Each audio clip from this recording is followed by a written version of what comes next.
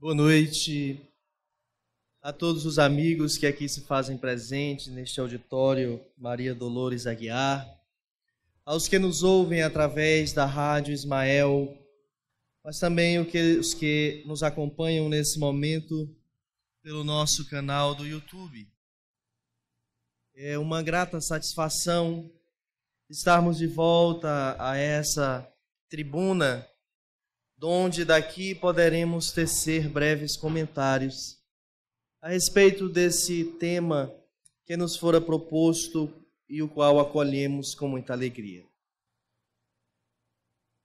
Vinde a mim, todos vós, que sofreis e que estáis fatigados, e eu vos aliviarei.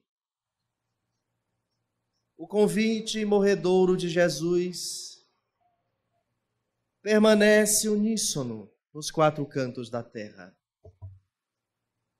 Onde quer que haja um ser em sofrimento, se acessar as palavras do Mestre, conseguirá sentir-se envolvido em branda vibração, em salutar energia capaz de despertá-lo a fé, a paciência, a compreensão e o determinismo de querer melhorar, de querer estar e ficar bem.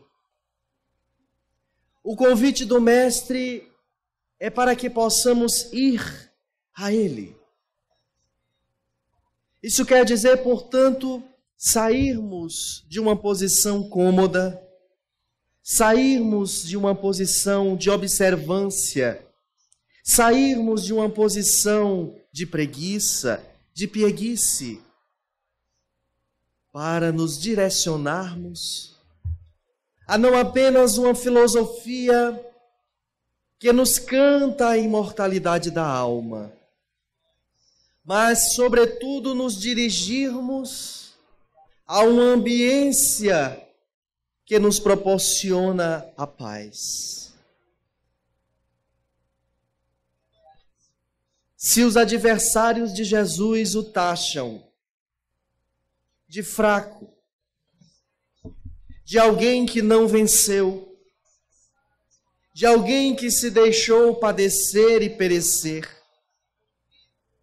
certamente não podem acusá-lo de alguém que consolou, de alguém que educou, de alguém que não dividiu o tempo entre antes e depois dele, apenas por uma imposição político-religiosa de outrora, mas porque suas palavras foram divisores de águas.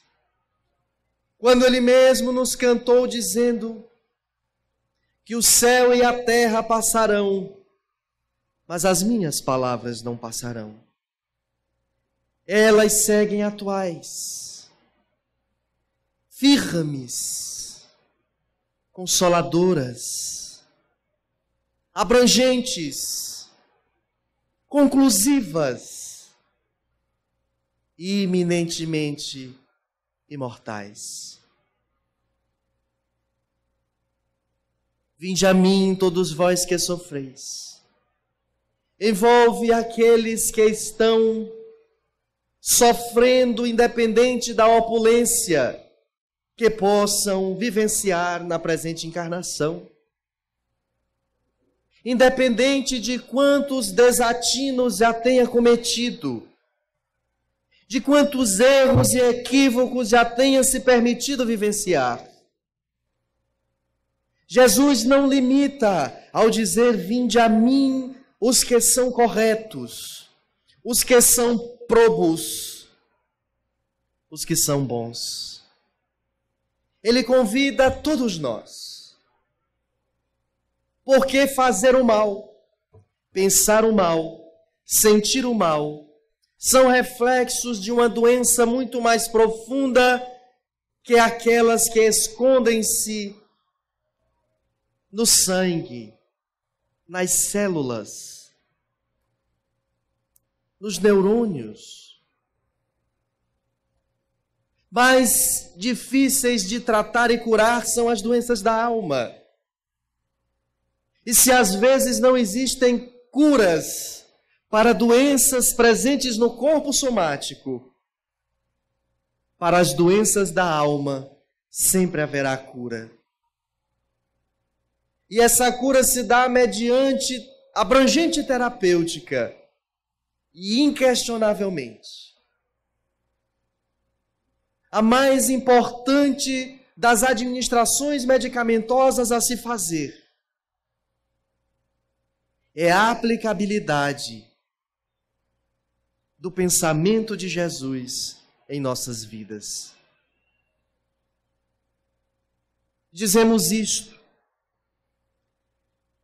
respaldados nas leituras que temos feito, respaldados nos estudos que temos vivenciado, e na correta observância da lógica tão profunda que o Espiritismo nos traz, ao apresentar-se como Consolador prometido, mas justificando-se a sua promessa, usando as palavras do Mestre, dando-lhe permissão para que uma vez mais pronuncie-se a nós outros, quando se comunica em diversos instantes, ao lado de uma pleiade de espíritos luminosos, assinando suas psicografias como o Espírito de verdade. Aquele que não precisaria de carne mais para estar entre nós. Porque ele faz-se presente através do instante interexistencial que conseguimos construir quando vamos a Ele, quando o buscamos. Em página de inovidável beleza, o capítulo 5, versículos 1 a 12 de Mateus, em o Novo Testamento. Levi registra da seguinte forma: vendo as turbas, subiu ao monte. Após assentar-se, aproximaram-se dele os seus discípulos. E abrindo a sua boca, os ensinava, dizendo: bem-aventurados os pobres em espírito, porque deles é o reino dos céus. Bem-aventurados os aflitos, porque eles serão consolados. Bem-aventurados os mansos, porque eles herdarão a terra. Bem-aventurados os que têm fome e sede de justiça, porque eles serão saciados. Bem-aventurados os misericordiosos, porque eles receberão misericórdia. Bem-aventurados os limpos de coração, porque eles verão a Deus. Bem-aventurados os pacificadores, porque eles serão chamados filhos de Deus. Bem-aventurados os perseguidos por causa da justiça, porque deles é o reino dos céus. Bem-aventurados sois vós, quando vos injuriarem e perseguirem, e mentindo disserem todo o mal contra vós por causa de mim. Alegrai-vos e regozijai-vos, porque é grande a vossa recompensa nos céus, pois assim perseguiram os profetas anteriores a vós.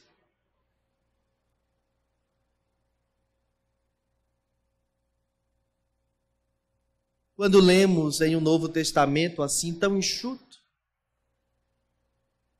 a depender do momento em que estejamos, essas palavras nos tocam de uma e de outra forma, às vezes mais profundamente, às vezes menos. Mas quando recorremos à obra Boa Nova, psicografia do Cândido Francisco Xavier, da autoria espiritual de Humberto de Campos, em um capítulo intitulado Sermão do Monte. E entendemos o porquê de Jesus ter construído esse discurso. Não tem como não nos emocionarmos. Narra-nos o irmão X, naquele capítulo, que difundidas as primeiras claridades da Boa Nova, todos os enfermos e derrotados da sorte, habitantes de Corazim, Magdala, Betsaida, Dalmanuta e outras aldeias importantes do lago, o lago de Genezaré, enchiam as ruas de Cafarnaum em turbas ansiosas. Era algo impressionável. Um único homem foi capaz de alterar toda uma cultura, toda uma rotina. É como nos diz a música. Contam que Jesus certo dia andava junto ao lago azul de Genezaré, e as multidões ele ministrava seus ensinamentos de amor e fé. Com saliva e lodo curava os cegos, junto ao velho tanque de Siloé, numa tarde linda de primavera. Outros mais prodígios ele fizera na cidade santa de Nazaré. Foi o bom Jesus quem nos ensinou, junto ao lago azul de Genezaré, caridade, luz, bondade, amor, verdade e fé. Tanto no Tabor, em Jerusalém, como na Betânia, em Genezaré, ele foi caminho, verdade e vida, como ainda é, ainda é. A música, recheada de uma harmonia e poesia divina, faz jus à história de um homem que conseguiu amar. E continua-nos o ex-imortal da ABL, mas agora imortal de fato. Os companheiros do mestre eram os mais visados pela multidão, por motivo do permanente contato em que viviam com o seu amor. De vez em quando, Felipe era assaltado em caminho por uma onda de doentes. Pedro tinha a casa rodeada de criaturas desalentadas e tristes. Todos queriam o auxílio de Jesus, o benefício imediato de sua poderosa virtude.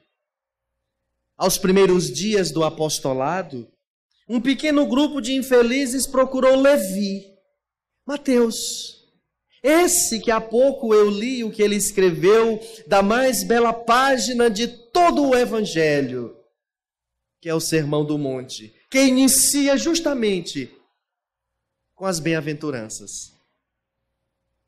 Veja e imagine com que emoção Levi não fez essas anotações. Veja o relato de Humberto.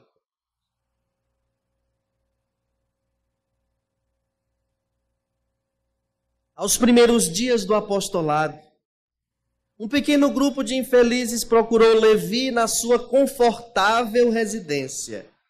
Veja, confortável residência.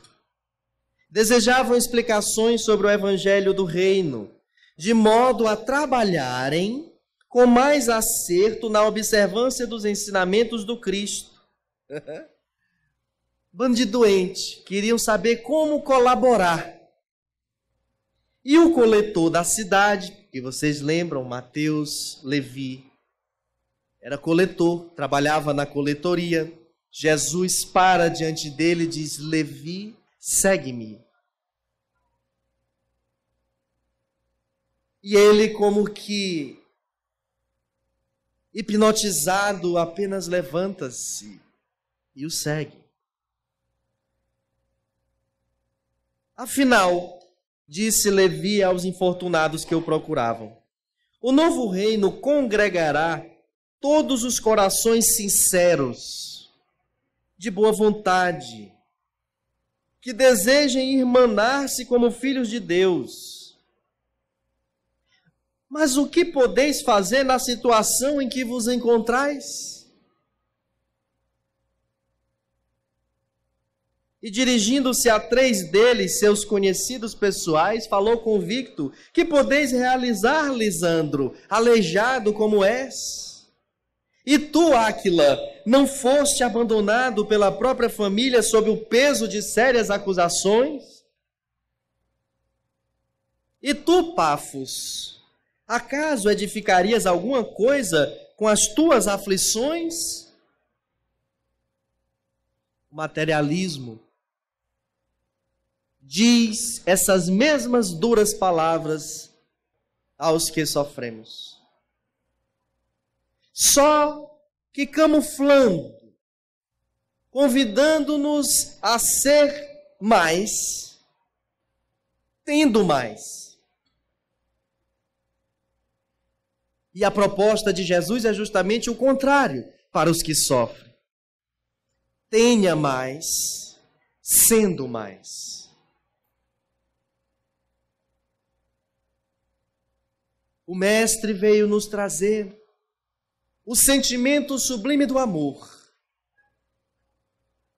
através da posse verdadeira do ser. Porque o ter é passageiro. E quando não bem administrado, torna-se-nos um escolho grave.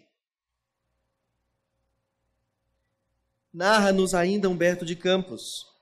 Os interpelados entreolharam-se cabisbaixos, humilhados. Somente então chegavam a reconhecer as suas penosas deficiências.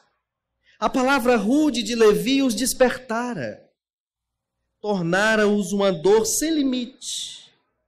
Jesus dissera nas suas pregações carinhosas que seu amor viera buscar todos os que se encontrassem em tristezas e em angústias do coração. Quando o Mestre chegara, haviam experimentado a restauração de todas as energias. Jubilosos guardavam as suas promessas relativamente ao Pai justo e bom, que amava os filhos mais infelizes, renovando nos corações as esperanças mais puras. Como é triste viver sem esperança, sem ter a condição de alimentar em nós a ideia de que as coisas vão melhorar. Não apenas por um capricho da natureza, mas porque nós seremos atores, seremos os responsáveis. Contudo, contando com as bênçãos, a proteção, a inspiração e a orientação de Deus, de Jesus e daqueles que os representam junto a nós, que são os espíritos luminosos da espiritualidade superior, aos quais nós contactamos através do instrumento divino da prece, aquela que volvemos aos céus a dizer: Pai nosso que estais nos céus, na luz de os sóis infinitos, Pai de todos os aflitos deste mundo de escarcéus, santificado, Senhor, seja o teu nome sublime, que em todo o universo exprime concórdia, ternura e amor.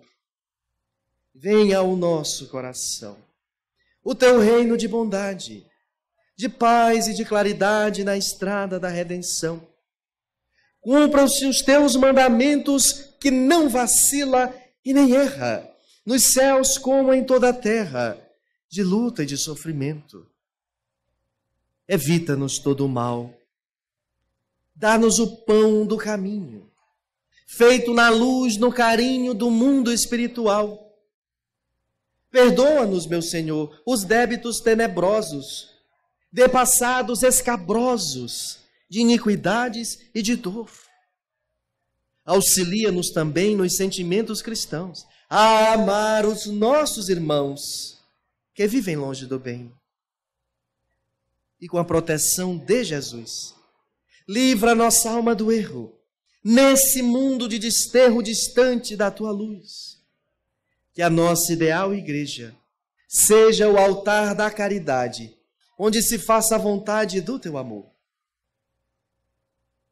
E que assim seja.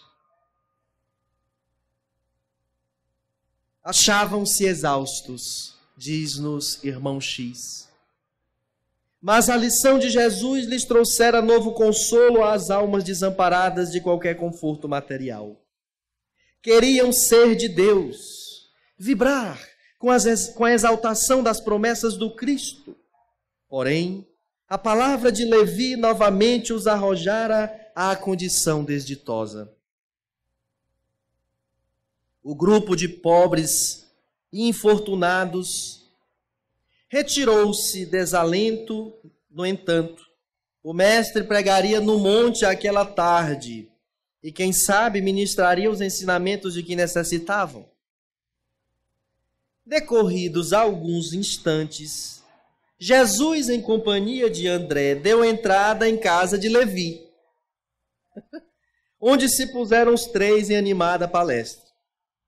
O coletor, Levi, a certa altura da conversação, a sorrir ingenuamente, relatou a ocorrência, terminando alegremente a sua exposição com estas palavras. Imagina-se até ele, de certa forma, sorrindo, aquele sorriso meio tosco de piedade, né? Ora, mestre, você não está vendo mesmo? Como é que pode uma criatura dessa ajudar? Que conseguiria o evangelho do reino com esses aleijados e mendigos? Mas, lembrando-se de súbito que os demais companheiros eram criaturas pobres e humildes, acrescentou: é justo esperemos alguma coisa dos pescadores de Cafarnaum, que são homens fortes e desassombrados, e o bom trabalho lhes cabe.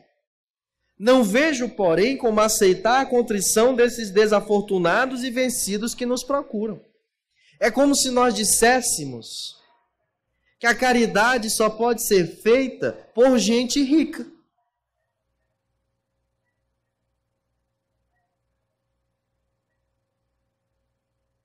Não nos preocupemos em trazer para dentro da igreja, para o centro espírita, gente pobre, porque essas a gente só tem que dar. Vamos trazer os ricos. Que os ricos a gente dá o passe e eles o dinheiro. E como tem igreja se equivocando nesse sentido? Como tem eclésia se equivocando nesse sentido? Como tem pessoas se equivocando nesse sentido? Porque às vezes, quem menos tem é quem mais faz, é quem mais dá. Às vezes a gente abre as carteiras de sócios de uma instituição como a do centro, aqueles que têm o justo salário mínimo não têm um dia de mensalidade atrasada. Aqueles que estão desempregados não deixaram de ser sócios, contribuindo com o que tem. Quando se pede doação de mantimentos para assistir às comunidades carentes, são os que primeiro chegam com um, com dois, às vezes com vários alimentos. Alguns da despensa dele, outros porque ele não tendo foi pedir a quem tinha e trouxe. Porque às vezes quem menos tem é quem mais entende. É óbvio que isso não é via de regra. Quantos são os que nada têm e ainda assim sentem-se poderosos? Como estão na rua e ninguém sabe ao certo quem seja, andam com empáfia. Enquanto há outros que têm tanto e de modo tão simples transitam entre nós que a gente nem se dá conta e ainda chega ao cúmulo de dizer, engraçado, né? Ninguém dá nada por aquela fulana ou por aquele fulano, pelo jeito de vestir-se.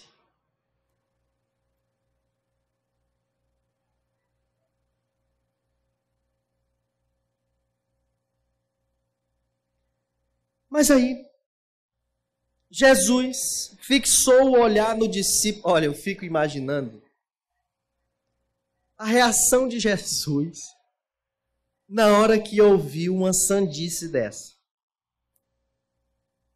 Isso deve ser igual a gente, né? Pai que ouve de uma criança bem pequena, assim, um absurdo. E até sorri, sente pena da forma como ele se expressou e imediatamente corrige. Jesus fixou o olhar no discípulo com profundo desvelo e falou com bondade, batendo-lhe levemente no ombro. No entanto, Levi, precisamos amar e aceitar a preciosa colaboração dos vencidos do mundo. Na última atividade natalina, desenvolvida nesta casa para uma comunidade carente que assistíamos, um dos grupos artísticos de nossa casa, chamado Ciranda Mágica, se apresentou aqui com indumentárias de Natal. E todas iguais. A peça principal da roupa era igual para todas. E uma senhora que veio para receber uma cesta básica, que veio para que seus filhos, que eram vários, recebessem brinquedos e um lanche naquele dia, que veio para vivenciar um momento de recebimento, procurou uma das nossas coordenadoras da atividade da sopa e disse assim: olhe, eu quero dizer à senhora que eu sou costureira e que para a próxima apresentação desse pessoal, se for preciso fazer alguma roupa, pode levar que eu faço todas de graça. Oh. Olha a percepção dessa senhora. Ela se deu conta que as roupas eram iguais. Ela se deu conta que dinheiro para fazer a roupa, para comprar o tecido, ela não tinha. Mas o que tinha de seu, ela podia doar. A sua mão de obra, os seus conhecimentos, o seu tempo, seu maquinário. Tesouros importantíssimos e valiosíssimos.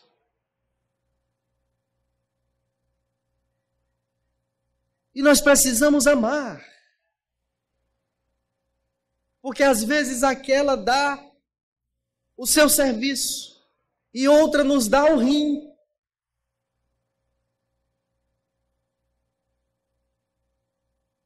O sangue, a medula.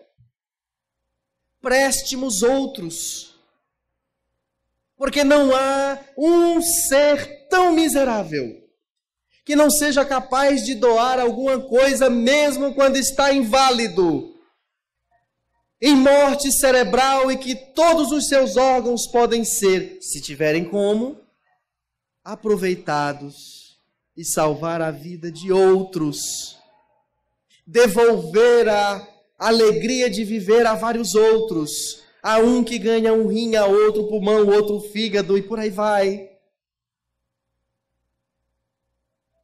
Até aqueles que estão em estado vegetativo. Aqueles que não têm consciência de si. Que alguém tem que fazer tudo por ele. Que alimenta-se através de sonda. Até aquele é capaz de ser retirado algo dele para beneficiar a alguém.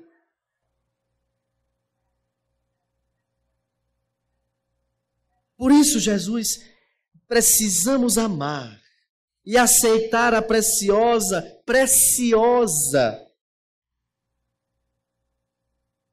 colaboração dos vencidos do mundo. Se o Evangelho é a boa nova, como não há de ser a mensagem divina para eles, tristes e deserdados, na imensa família humana? Os vencedores da terra não necessitam de boas notícias. Nas derrotas da sorte, as criaturas ouvem mais alto a voz de Deus. E é verdade. quando estamos alquebrados, doloridos, machucados, a voz de Deus expressa nas palavras imortais de Jesus ressoam-nos, invadindo-nos a alma, trazendo-nos novo significado de vida. A vida em abundância a que ele se referira. Vim para que tivesseis vida e vida em abundância. Porque entendemos o significado de morte, dando a ela o seu tamanho reduzido que lhe compete, enaltecendo o valor de vida, de estar vivo, pelas ações que praticarmos,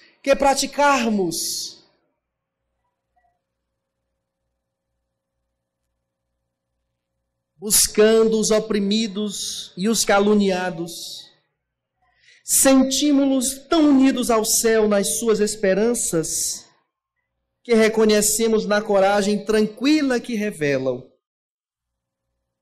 um sublime reflexo da presença de nosso Pai em seus espíritos. Já observaste algum vencedor do mundo com mais alta preocupação do que a de defender o fruto da sua vitória material? Levi se sentia comovido. Jesus tratou logo com Levi sobre essa história do derrotado, do vencedor, porque o que mais Levi entendia era de dinheiro. Né? Deixa eu conversar com ele aqui numa linguagem que ele me compreenda. Jesus fez isso com todos nós. Olha um dos segredos da pedagogia de Jesus. Falar com o outro que o interpelava da forma que ele era capaz de compreender. Um outro segredo é que quando ele ia dizer às turbas, sem que tivesse sido provocado, necessariamente, falava ainda assim de um modo que pudesse não só ser compreendido, mas ser sentido, e por isso narrava histórias. Por isso conseguia prender a atenção das pessoas pela sua persuasão. O mais notável orador de todos os tempos. Porque ele não falou do que os outros disseram. Ele trouxe-nos a água viva. Ele foi o vaso mais limpo, transparente, puro. E deu-nos água pura. Foi o nosso maná. Senhor, disse Levi, minhas observações partiram tão só do meu intenso desejo de apressar a supremacia do Evangelho entre os que governam no mundo. Mais um que achava que o projeto de Jesus é político. Mais um que achava que o projeto de Jesus é entrar nos palácios, nas governadorias.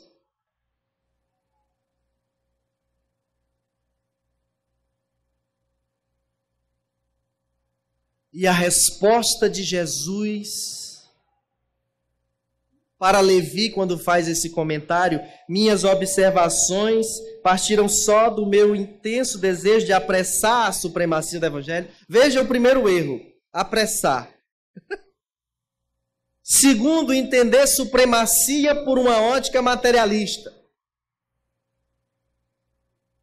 E aí Jesus dá a resposta que somente ele poderia dar. Quem governa o mundo é Deus, afirmou o mestre convictamente. E o amor não age com inquietação. Eu achei essa frase tão profunda. Viu, Francisca? Tão profunda. O amor não age com inquietação.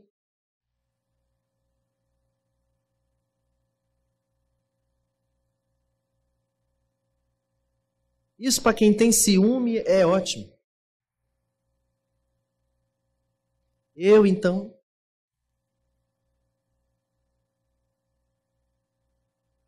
agora imaginemos, Levi, que os triunfadores da terra viessem até nós ensarilhando suas armas exteriores. Olha só. Figuremos alguns generais, general.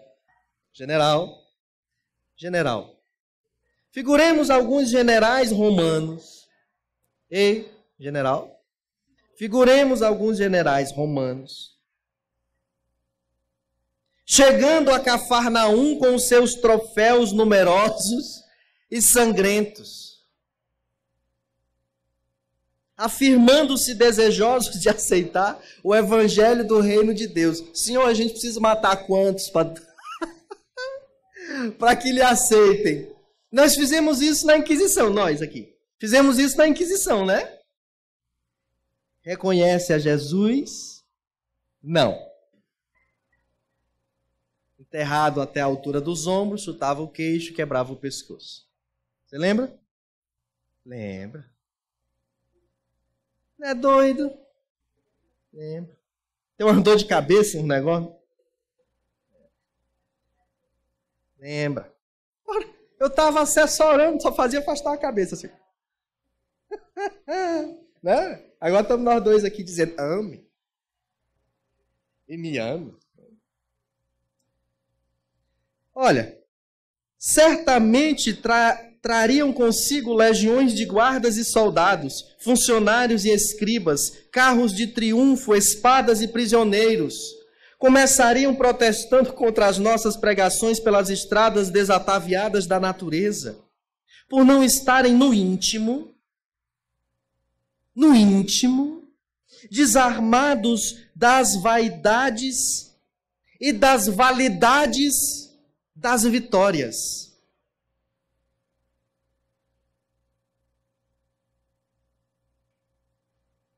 Edificariam suntuosos templos de pedra, em cuja construção lutariam duramente por hegemonias inferiores. Parece-me até que ainda hoje é possível ver algo sobre isso, né? Uns desejariam palácios soberbos, outros empreenderiam a construção de jardins maravilhosos. Recordando a ação das espadas mortíferas, talvez pretendessem disputar a ferro e fogo o estabelecimento do reino de Deus, examinando-se reciprocamente por não cederem uns aos outros. Ceder.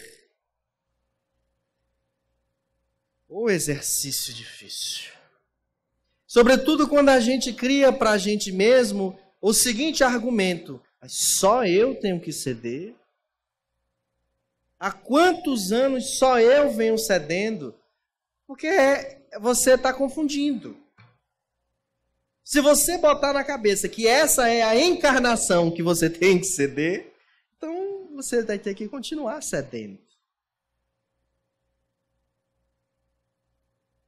Négliton, essa é a encarnação que você vai ter que ceder. Você chegou à doutrina primeiro. A dívida é maior sua. E quando abeirava-se de você as 4 décadas, você decidiu consorciar-se.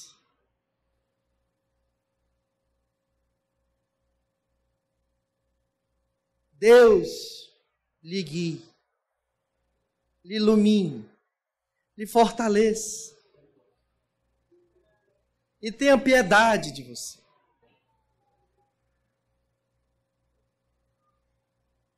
Eu defendo a senhora, não é, professora? Só gostou, né? Muito obrigado. Então, Jesus diz ainda para Levi: por não cederem uns aos outros de seus pontos de vista, e o Kardec nos amou tanto, por antecipação, que ele fez questão de botar um texto assinado por ele mesmo em O Evangelho segundo o Espiritismo, intitulado O Ponto de Vista, para que nós não nos transformássemos em fariseus, que decora todos os dogmas da codificação espírita e fica só cobrando dos outros. E para aqueles que ainda não conseguem admitir as coisas do Espiritismo, fica condenando mais ainda ao fogo do inferno. Como é que o espírita sabe que não tem e condena isto? Disse Jesus: desde que cada vencedor se julga no mundo com maior soma de direitos e de importância, a pretexto de lutar em nome do céu, espalhariam possivelmente incêndios e devastações em toda a terra.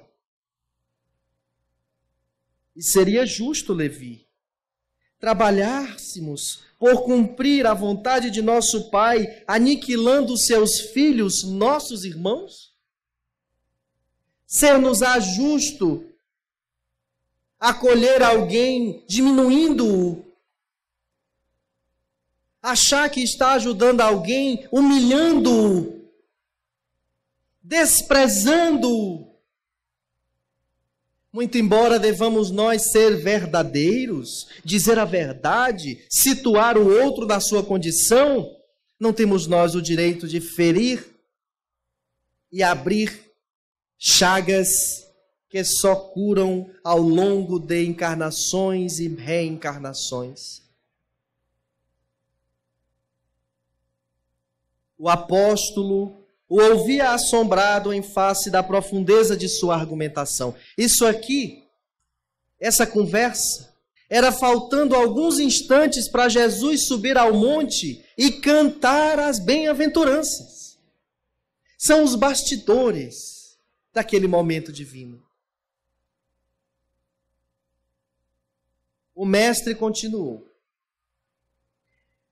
até que a esponja do tempo, olha a expressão, até que a esponja do tempo absorva as imperfeições terrestres através de séculos de experiência necessária, os triunfadores do mundo são pobres seres que caminham por entre tenebrosos abismos.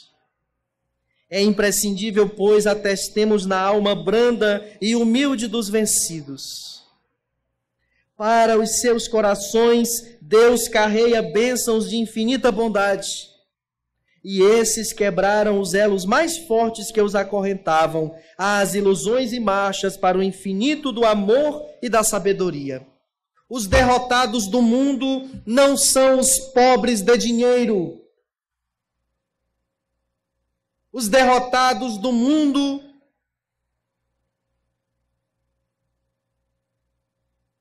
são aqueles que sofrem pancadas de ingratidão, pancadas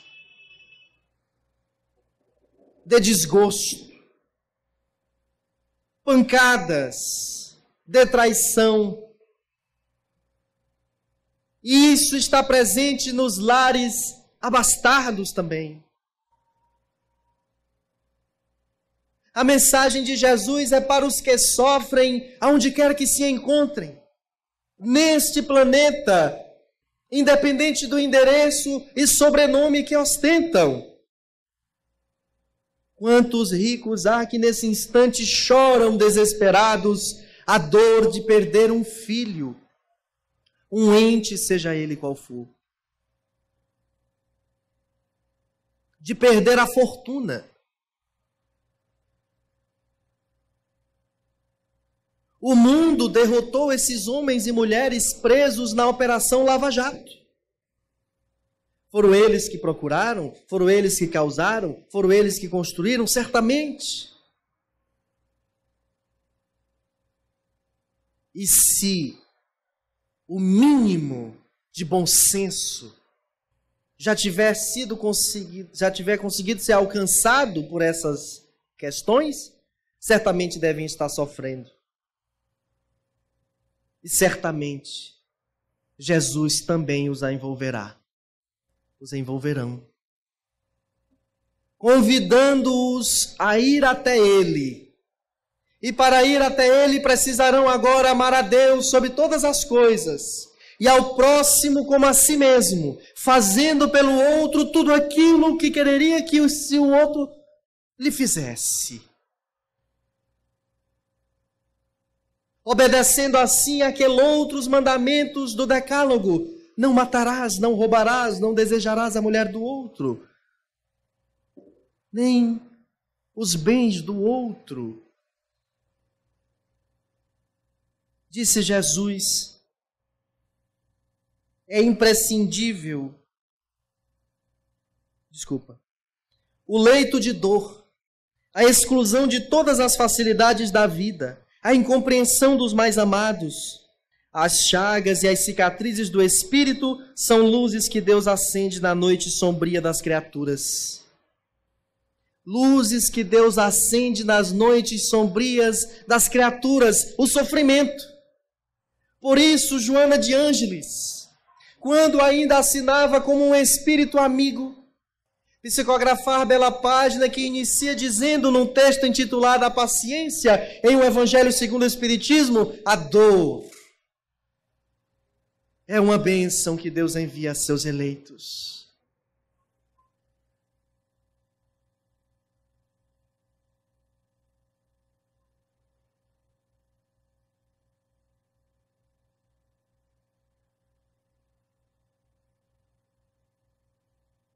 Eles saíram das convenções nefastas e dos enganos do caminho terrestre e bendizem do nosso Pai como sentenciados que experimentassem no primeiro dia de liberdade o clarão reconfortante do sol amigo e radioso, mais puro do que as vitórias fáceis da terra, que o Evangelho assentará suas bases divinas.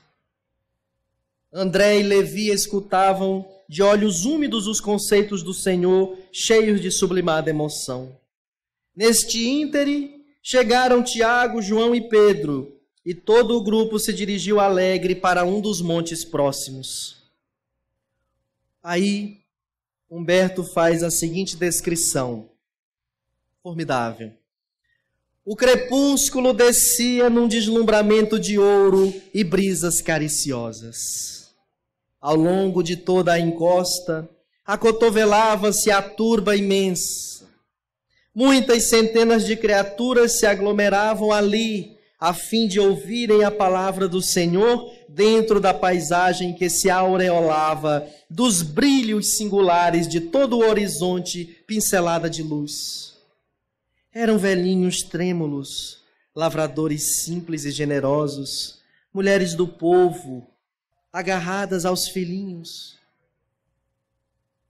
Eram velhinhos trêmulos, lavradores simples e generosos, mulheres do povo agarradas aos filhinhos. Entre os mais fortes e sadios, viam-se cegos e crianças doentes, homens maltrapilhos exibindo as verminas que lhes corroíam as mãos e os pés. Todos se comprimiam ofegantes. Ante os seus olhares felizes, a figura do Mestre surgiu. Na eminência enfeitada de verdura, onde perpassavam brandamente os ventos amigos da tarde. Deixando perceber que se dirigia aos vencidos e sofredores do mundo inteiro, e como esclarecendo o espírito de Levi, que representava a aristocracia intelectual entre os seus discípulos, na sua qualidade de cobrador dos tributos populares, Jesus, pela primeira vez, pregou as bem-aventuranças celestiais. E destaca, frisa assim com muito ânimo Humberto de Campos, sua voz caía como um bálsamo eterno sobre os corações desditosos. Bem-aventurados os pobres e os aflitos. Bem-aventurados os sedentos de justiça e misericórdia. Bem-aventurados os pacíficos e os simples de coração.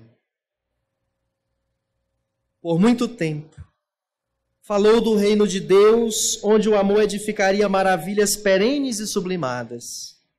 Suas promessas pareciam dirigidas ao incomensurável futuro humano. Do alto do monte, soprava um vento leve, em deliciosas vagas de perfume. As brisas da Galileia se haviam impregnado de virtude poderosa, e indestrutível daquelas palavras, e obedecendo a uma determinação superior, iam espalhar-se entre todos os aflitos da terra. Quando Jesus terminou a sua alocução, algumas estrelas já brilhavam no firmamento, como radiosas bênçãos divinas. Muitas mães sofredoras e oprimidas, com suave fulgor nos olhos, lhe trouxeram os filhinhos para que ele os abençoasse. Anciãos de frontes nevadas pelos invernos da vida lhe beijavam as mãos. Cegos e leprosos rodeavam-no com semblante sorridente e diziam: bendito seja o Filho de Deus. Jesus acolhia-os satisfeito, enviando a todos o sorriso de sua afeição. Muitos desses homens ouviram apenas uma parte do que Jesus disse. Foram até ele e ouviram algo que os consolou, que os motivou. Foram até ele e foram curados. Foram até ele e viram curas.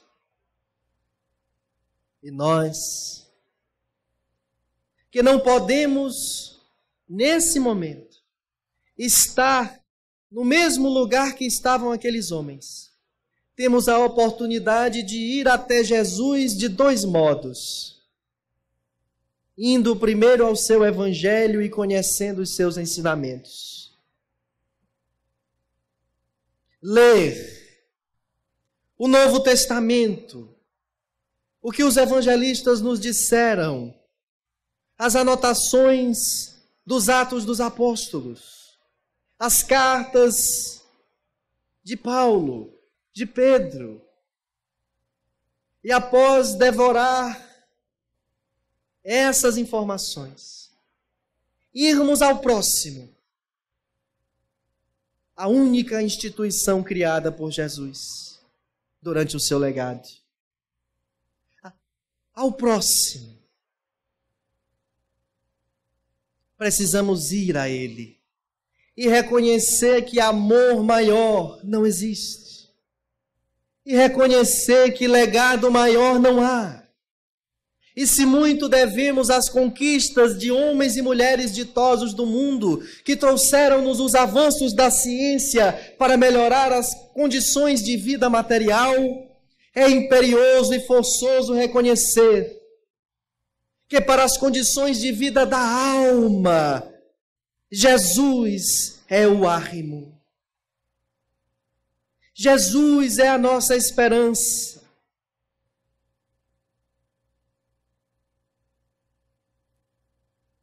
Não temos outros referenciais parecidos.